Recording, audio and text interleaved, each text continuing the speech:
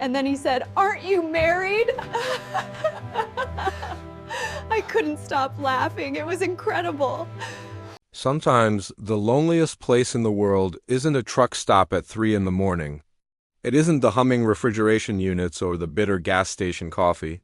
The loneliest place in the world is standing outside your own wife's boutique on your birthday, holding flowers and overhearing her mock the life you sacrificed everything to give her.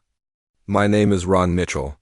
For 12 years, I hauled freight across the country. I missed holidays, anniversaries, birthdays, all the ordinary moments that build a marriage.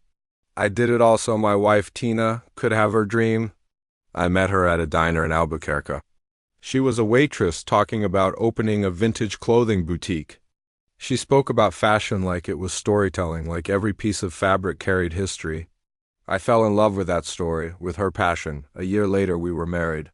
I promised her I'd work double shifts, take the long routes, and grind myself into exhaustion until we had enough to open her store. And I meant it. Every single mile was for her. For years I drove until my hands cramped. I slept in my truck more than in my bed. I lived in motion, chasing a dream that wasn't mine but felt like ours. Finally, Vintage Visions by Tina opened. I signed the lease. I took out the business loan. I paid every bill with money earned from endless miles of American roads. But somewhere along the way, she changed. Her new friends looked at me like I was beneath them. Tina started treating me the same way, embarrassed by the man whose calloused hands had built her dream. I'd show up at the shop after a long haul, and she'd talk to me like I was just some delivery driver who wandered into the wrong place.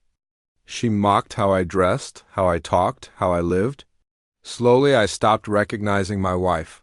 There were little signs. Buying trips that didn't add up, late nights, hushed phone calls. But nothing, absolutely nothing, prepared me for what I heard on my birthday.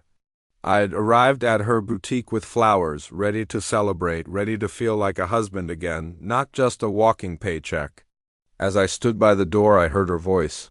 "Can you believe he wants me to plan something for his birthday? I'll have to sit through his boring stories about diesel prices and way stations." The laughter that followed sliced right through me. Then Tina said the line that ended our marriage on the spot.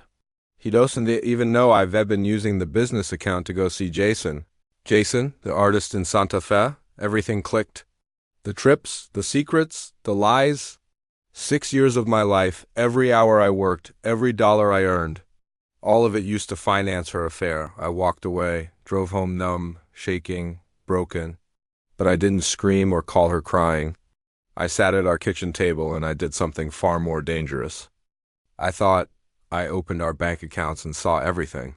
The transfers, the flights, the hotels, the jewelry. Thousands spent behind my back.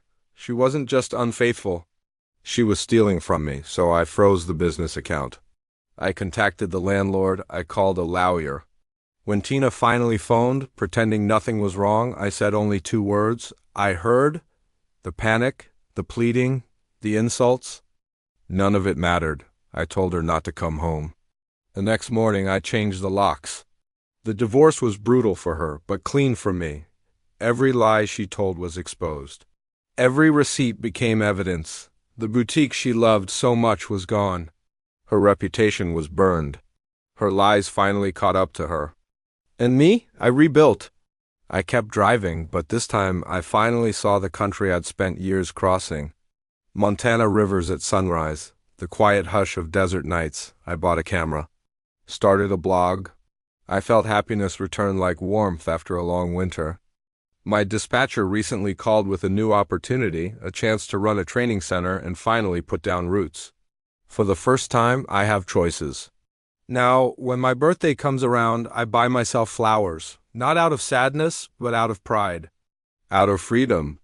I remember the man who stood outside that boutique with hope in his hands and pain in his chest. And I remember the man I became the moment I walked away. I lost a wife, I lost money, I lost years. But I gained myself. Tina lost everything because she valued nothing. And I gained everything the moment I realized I finally deserved more. Thanks for listening to my story. If you've been through something similar, remember that walking away can be the first step toward finding yourself again. Don't forget to like and subscribe for more stories.